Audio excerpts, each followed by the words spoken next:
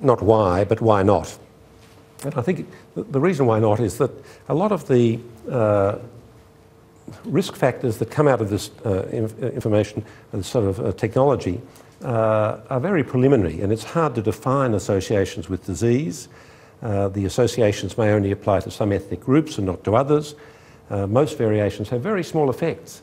They don't really change your absolute risk of getting a disease by very much. We often don't know the whole story. We take, let's say, for 100 different traits, but the key ones that affect your risk of a particular disorder may not be tested, so you're only getting part of the story. There are certainly possibilities for misrepresentation, resulting in unnecessary lifelong concern. You may get information again that you don't want and can be quite harmful, and there's potential for loss of privacy and control over your DNA. So let's just give you an example which is quoted from the literature. It's a real case of a healthy young woman who I think her parents gave her a 21st birthday present and said, look, we'll give you a quick genome screen. And she said, thank you very much. And back comes the results.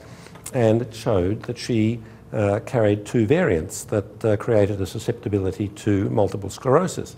Now, unfortunately for her, she had a family history of multiple sclerosis, a cousin with severe multiple sclerosis, and that made her extremely anxious about her situation, in fact, erroneously. And when you look at what was actually provided to her, she was, one of the variants was present in 79% of those with multiple sclerosis, present in 73% of the normal population. The increased chance was less than 10%. And 10% of a low risk. And so it was not very helpful information, and yet created a lifelong, I'm sure, anxiety about multiple sclerosis.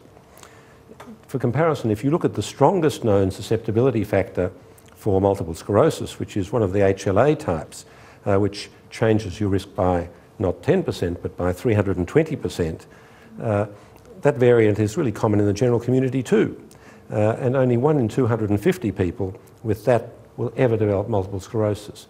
And so this woman was made extremely anxious about her future based on a tiny change in risk and only a partial piece of information of what her whole genome might hold, because there are as many as 100 variants in the genome that might change your multiple sclerosis risk.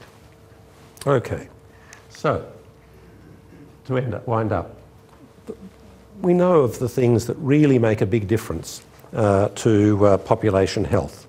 Clean water and sewerage, good food and housing, reduced poverty, immunisation, fluoridation, nutritional advice, safe environment, and screening for a range of disorders. What can genetics provide? Well, as I perhaps indicated, it can define how health is influenced by genes and the interaction between genes and the environment.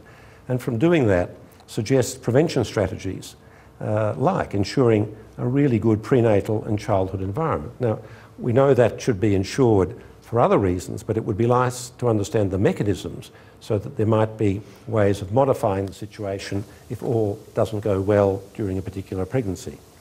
Pharmacogenomics may be able to tell us in the future what drugs we would have susceptibilities to, where we could have adverse reactions, and so avoid those and improve population health across the board by people being treated by drugs that won't interact with their genomes adversely.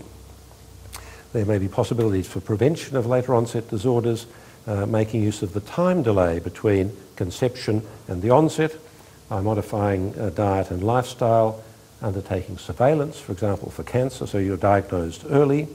There may be medications that will influence the outcome, making use of, say, residual gene function, or even reversing epigenetic marks that have been laid down years or decades earlier. And then ultimately the clunkiest of all strategies, but sometimes very effective, surgery. For example, to reduce your risk of breast cancer, some women choose to have mastectomy. And then the knowledge may suggest treatments for gene therapy, which we've heard a lot about, but I think the initial expectation that within a year or two gene therapy would be the mode of treatment for many genetic disorders has clearly not proved true, and that many decades of hard work will produce a range of gene therapies that will be effective. I really have no doubt about it. So, ladies and gentlemen, just in summary, I think the causes of disease are complex. There's complexity in our inherited genes, in the environment, which is important, and how genes interact with that environment.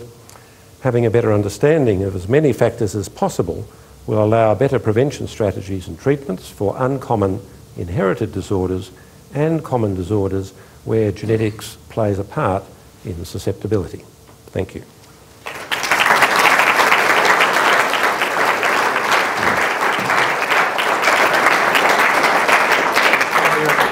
Sorry, no, you can't very good. So thank you very much, Eric. I mean, Eric, as you can see, has the capacity to take a very complicated topic and present it and unravel it in a way that a very broad audience, because you come from a great range of different backgrounds here, can understand. So I have two things for Eric. One is a plaque to acknowledge the oration, and the other is a bottle of wine. So thank you very much, Eric. Very well done. Thank you.